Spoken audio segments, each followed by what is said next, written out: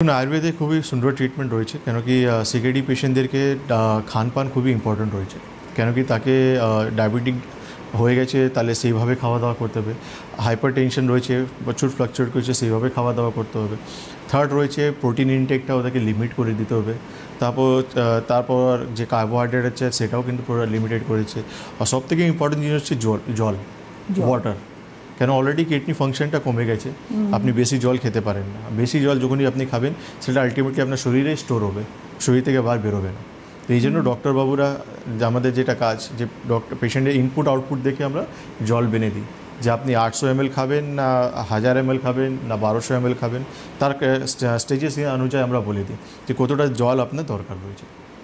এর বাইরে আর কিভাবে এরপর হচ্ছে আপনার খানপানটা এটা হয়ে গেলে তারপর হচ্ছে medication and panchakarma therapy, detoxification আমাদের আয়ুর্বেদে ট্রিটমেন্ট রয়েছে। থার্ড, কিডনির ক্ষেত্রে ডিটক্সিফিকেশন কিভাবে হবে? সেটা তো ইন্টারনালি একটা ডিটক্সিফিকেশন। দেখুন, ডিটক্সিফিকেশন আমরা প্রত্যেক রোগের জন্যই বলি আমরা, কেন কি যে কোনো ক্রিটিক্যাল রোগের জন্য আমাদের আয়ুর্বেদে panchakarma therapy must and necessary আমরা বলি।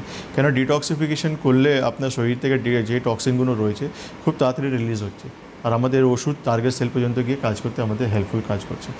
একটা মানুষ যখন একটা রোগে আক্রান্ত হয়, তার শুধু একটা রোগ পর্যন্ত থাকে না, তার মাল্টিপল সমস্যা শরীরে দেখা যায়।